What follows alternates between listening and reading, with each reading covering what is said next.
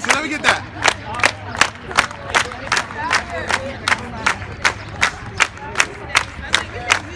I know. Make some noise!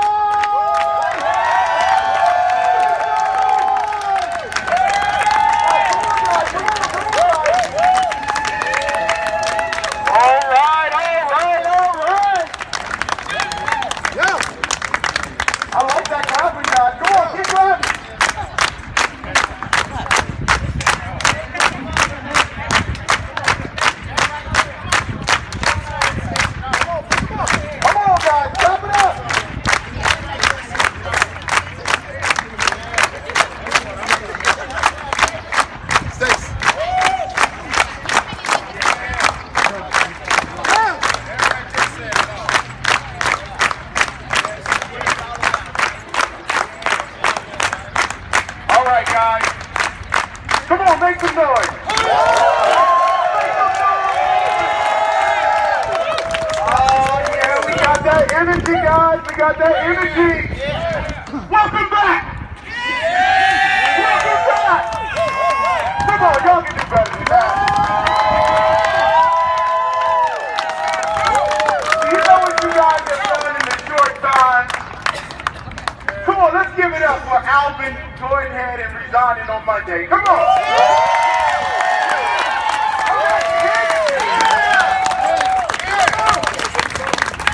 That's right. It's a good start. It's a good start. But we got to keep going. One down, 4 to go, right? One down, 4 to go, right? All right. As usual, thank you guys for coming out. Thank you so much. Welcome to your protest. This is not my protest, this is your protest. As usual, you know how we lay the groundwork. This is a what? Peaceful protest. One more time. Peaceful protest. Absolutely. We do not commit violent acts because it distorts our message.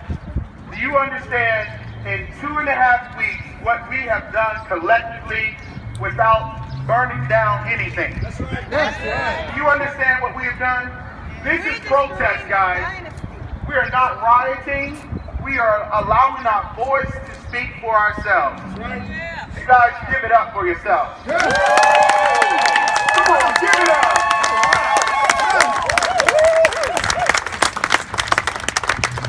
Now that does not mean that other cities like Baltimore are not going through the same stuff that we're going through. And we're not going to allow the message of their violence to be the narrative. A man died in Baltimore. Just the same way it happened here in Tulsa. So don't allow the violence to be the message. The message is a man died under police custody.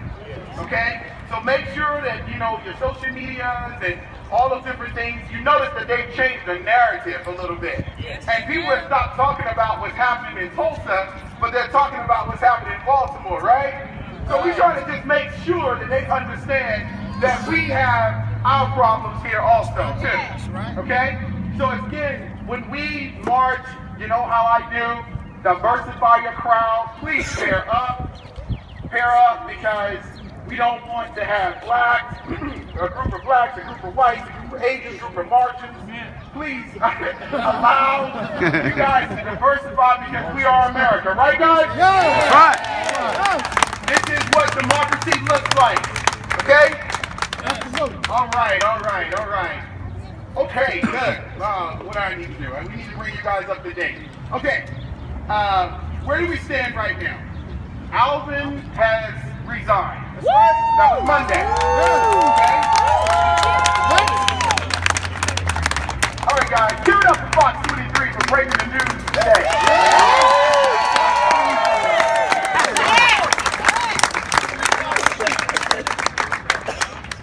Well, what happened was they broke the news that yesterday, they broke the news that Major Huckabee has had improprieties of policy violations. And so they also broke that news. I don't know if you guys heard it. Basically what happened is Major Huckabee was over the violent crimes task force, and his son, the one that had his knee on Eric Harris's head, his son actually worked up under him. And you can't do that. That's a policy violation. Okay? It's a conflict of interest, policy violation. Nepotism. Okay? Nepotism. That's the proper word. So also, we understand today, you guys should cheer for this, we have 2 policy changes that just went in effect immediately today. The first policy change was that effective immediately, that no reserves will be in the violent task force crimes. Come on, guys.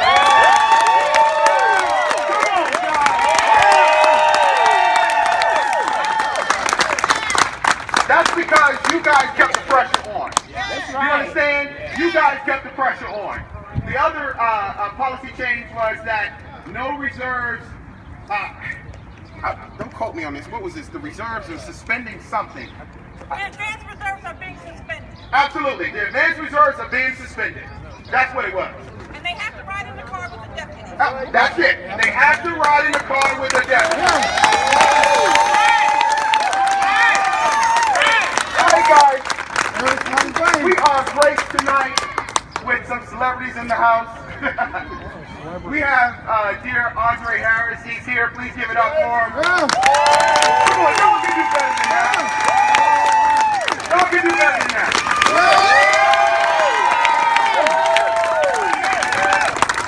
We thank you so much for just standing and allowing us to be a voice for the community. And we also have, I don't know if you guys remember, a couple of months ago there was Rodney Walker. He was deceased a couple of blocks down here. He was shot by some security veterans officer in Oklahoma City. Well, his mother is here tonight. Give it up for her. Come on, y'all can do better than that. Takes a lot of courage. Takes a lot of courage, guys. All right. Are the policies in writing? Are they documented or are they just lip service? Don't know yet. Don't know yet. So while we're going to get started, we got some people going to want to talk to you. You know how we do. Brother Marcus is going to come to the stage or to the center, and he's going to bless you guys with some words of encouragement. Give it up, Brother Marcus.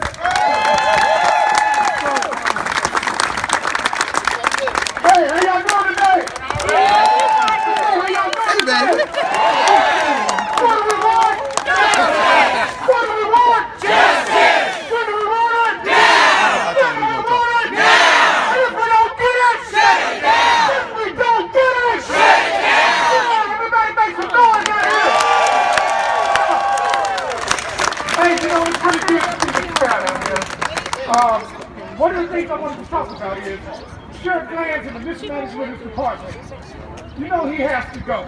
Glanz has to go. Glanz has to go. The state don't see being out of there. Ultimately, the buck stops with him. If my job, if my subordinates do the same thing, same type of action, I am held responsible. Period. Glanz has to go. But what I really want to talk about is, I'm looking at this crowd out here, and I see a lot of my fellow citizens, a lot of my fellow Tulsans, a lot of my fellow Americans. And I know in my heart that at least 90% of these individuals have been stopped by a police officer on our streets. And it shouldn't have happened. I know it's show of hands who's been stopped by a police officer, and it should not have happened. Now, seeing for months, when I started speaking last November, I talked about the difference between racism and classism. Because if you are of color, we'll know what's coming. But if you're white, Hispanic, Asian, whatever, if you are not rich, appear to be of influence, then you're going to get the same treatment on these streets. Right. What I'm speaking on is that they are serious about bridging this gap of mistrust between the community. And I won't even say minorities, which is where it's really centered at, but really it's people that are not of influence or affluence. And they don't trust it. When the cop gets behind them, it's the worst thing in the world. When he don't even have the lights on. It's like, oh my God, he created something, stopped me, harassed me, asked me where I'm going. When I got home from work today, my neighbor comes out, he says, I got something to fuel your fire. He was walking the sons and girls, and 2 TPD officers, undercover, pulled up to the boat. Where you going? What are you doing? Don't stop the question. These are why we don't trust them in our community. let alone to have a badge and a gun running around talking about they're trying to protect and serve our citizens. So it goes deeper than what happened to Eric Harris. Our rights have been violated for far too long in this city, right here. Our rights have been violated for far too long in Tulsa, Oklahoma. Glance and mismanagement of the department is one thing. We know he's got to go. But we have so much work to do as a community. Because we have more contact with TPD than we do the sheriff's department. They are stopping us for way more incidents. And when they stop you, it is still the worst thing that happens in your day. And I tell people, get ready to go to jail if that problem stops. Put your hands on the window and say, no, you know what? Just take me to jail and let the court read it out. Look what you got the next day. I like my But what they do is harass you. That's what I thought. They know that you don't want to go to jail. They know they can violate your rights. They just start asking you, hey, you know, just show us for the weed house or the dope house or whatever, and we'll let you go or whatever. They don't care if the kids are in the back seat. They don't care if the grandma's next to you. They don't care. So all the way from the sheriff's department to right over here at the police department, we need to make sure that we are sticking out on all injustice. In Baltimore, in Ferguson, in Tennessee, in Baltimore, it's really going down. They're doing it the right way now. They're good people. You guys have spoken. Keep speaking. Keep letting them know that you will not take this no more. For your sons, for your daughters. These kids out here, they are the reason we are out here. We will be dead and gone to be ashamed for them to have to live under the same conditions that Martin Luther King was fighting against Jay Mill 45 years ago. We are still talking about freedom. I am talking about waking up. I'm talking about shaking the foundation of this place. I'm talking about letting them know that we will no longer take this in the city of Tulsa or anywhere else in our great country. Thank you very much.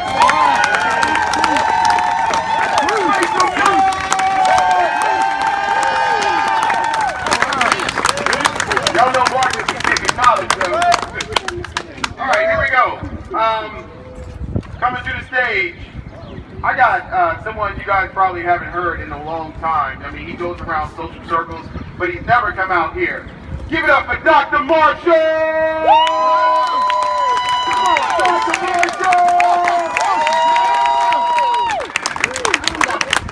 My brothers and my sisters, what Tulsa hopefully will understand is you all represent the fruit of more than 200 years of frustration. Yes.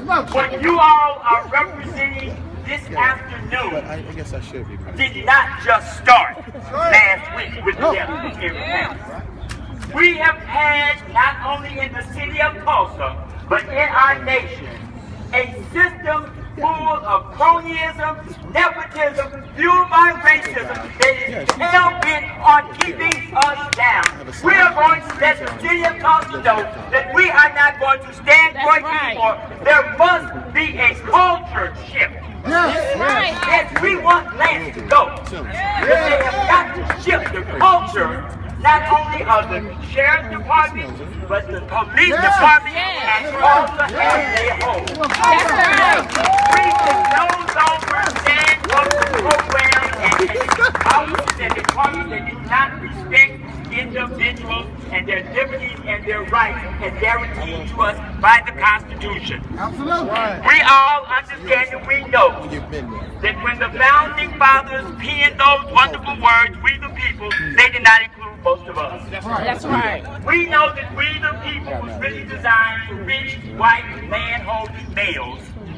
But if you look around this evening, ladies and gentlemen, I see who we the people really are. And we the people must stand up and say, hell no, we won't take it anymore. That's right. We want not only Glance to go, but we want you to totally rewrite your training programs. Yes. We want you to totally diversify from the top all the way down to the bottom. And when I'm talking about diversify, I'm not just talking about our secretaries. We have got to understand that you have a training program that is sensitive to the community that you are serving. When you look around this gathering tonight, I see white, I see brown, I see Latino, I see Asian. We have got to make sure that when Glance goes, we change the culture. Yes. You all don't understand that again, since 1787 when they first drafted the Constitution, 1789 when they ratified the Constitution, they united themselves. So they have got to do some things to make it inclusive, ladies and gentlemen, if we truly want to stop the violence. As we stand here today, and I see this mother here, guys, we tried to bring it to their attention when your son was killed. We tried to bring the injustice to their attention. They didn't listen. Right. Every parent has died. They're still not listening. But I tell you what, we're not going to stop until not only do they listen, but they change. That's it. Tell them again. Not only do we want them to listen, but we need you to change. Yes. We need change. We need change. We need change. We need change. And guess what, Mr. Glenn? It's time to go. You can hold on as long as you want, but guess what? 2016 will roll around. Yeah, we are. And I want to encourage each and every one of you, if you have not registered to vote, register and vote. Because I tell you what, Lance, if I have to go look for somebody to run against you, I will find it. I need you to hear me, Mrs. Lance. If I have to find somebody, you will go. That's right.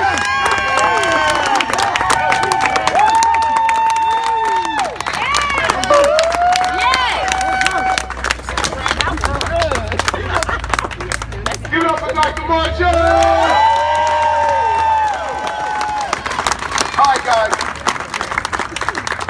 If you go to our Facebook page, We the People Oklahoma, I just posted a Know Your Rights. It does us really no good to come out here and chant, to commune, if we are not educating ourselves. Because I don't want you guys to leave here and not be the same. Okay? Right. So, this is a little short 5-sheet. I encourage everyone to go to our web page or on Facebook just to download this. Please do. Please do this, please. All right, and I'm just going to go through it right quick. If you are attracted or you come in contact with a police officer, I'm going to give you 5 things that you need to do, okay? 5 simple things that you need to do. And if you guys are recording this, I really urge you guys to take out your phones and record this.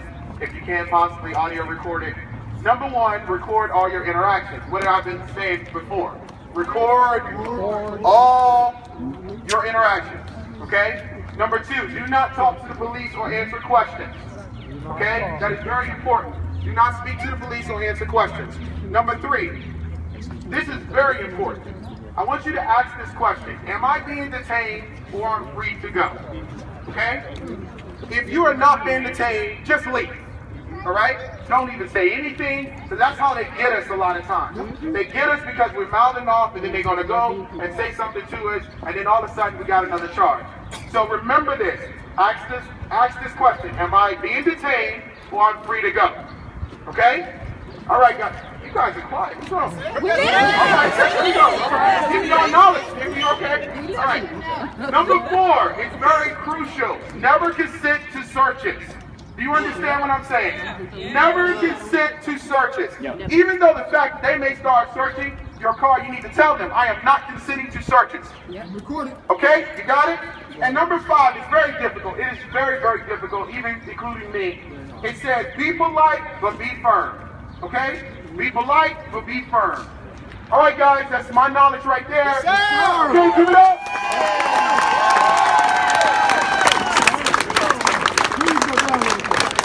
Yeah, please go download that.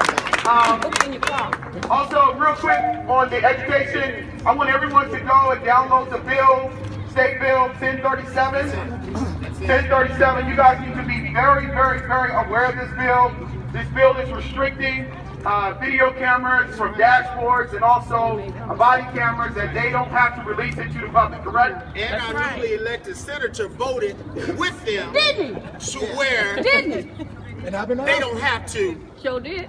He voted in favor of it. We hit that in a minute. Okay, guys. All right, coming to the stage. I want to make sure we get space to this person. I'm going to bring up Rodney Walker's mom. Yes. Please give her some love. I'm going to bring her up. I'm sorry. Miss LaTanya. All right, guys, show us some love, please. Show us some love.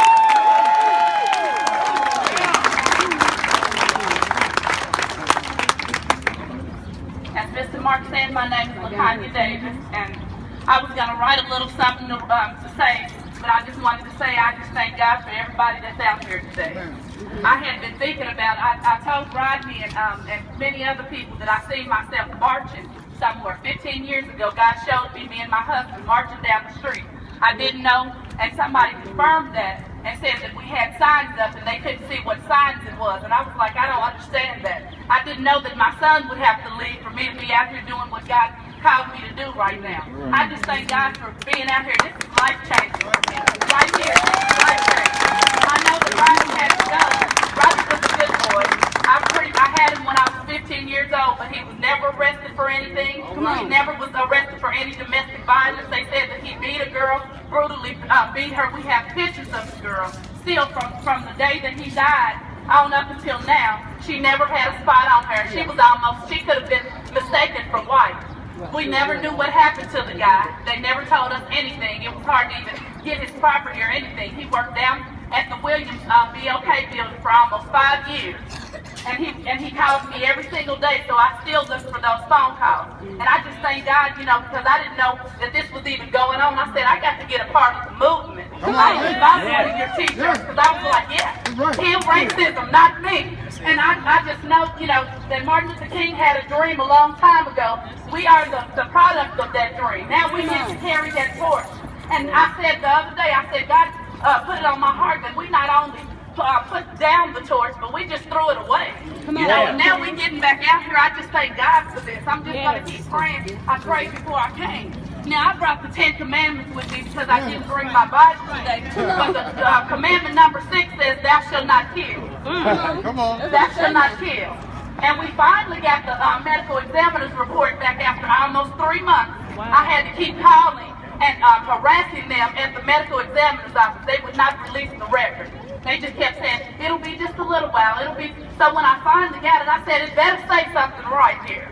It better say it, because I did not know. I didn't even want to look at my son. He was 23 years old and getting ready to enroll back into classes. He was a good boy. They portrayed him as being a monster, beating him. So when the detectives came down to my house that night, when I just dropped, I couldn't even move. And they began to tell me what my son had did, why this man that was down here for a Garth Brooks concert had stopped said that he seen an altercation and killed my son. One of the shots hit him from behind. My son was not a violent man. He may have had a gun. I told him, I said, Roger, you don't need a gun. He said, but Mom, I said, Roger, if your life is going to be taken, a gun is not going to protect you. And I still stand firm on that. I believe that man was cowardly and he was scared. Right. So he thought. And so after they said all of these things, that he was beating this, and he had a standoff with the man, this off-duty veterans officer, police officer, or whatever he was. They couldn't even get that straight. And then he said, well, it appeared that he was about to pull a weapon. So he opened fire and shot 8 shots at my son and hit him 3 times. So all I have left is his high school diploma, because I made sure he graduated. Yes, he graduated.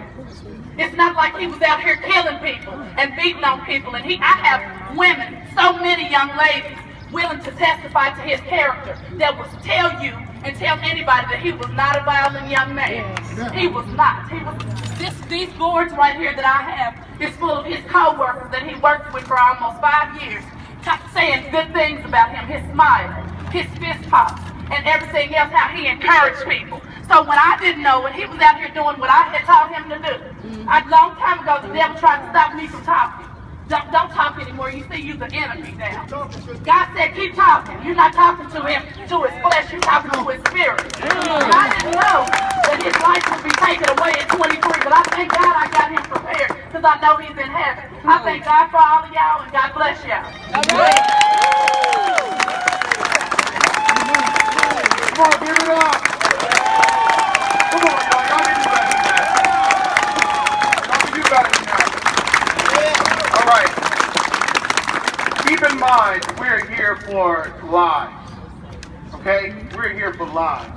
And one of the things that we see that happens over and over again when there's a police killing, there's this form of a character assassination. So it is up to us guys to make sure that these people people's character remain upstanding because they cannot defend themselves any longer. They did it to Rodney, they did it to Eric Harris, and they're going to keep doing it because they're trying to defend what they have done. So it's up to us to make sure that we defend these people's character because they no longer can speak for themselves. Okay, hold on one second. We're going to march down too. All right, guys. Brother Albert, we'll march down and we have. All right, guys. It's getting kind of late, so again, thank you. We're going to start our march. Bring the noise. We are going to bring the noise. Yes. We're going to symbolically say that enough is enough. We're not going to take it. We're going to join arms, join hands. And also, it has been requested, by Stacy of course, that this is a new chant. Everyone repeat after me. The people united. The people united Will never be defeated. will never be defeated. Oh my God. Y'all sound Come on. All right, here we go. The people united will never be defeated. Come on. The people united will never be defeated. The people united will never be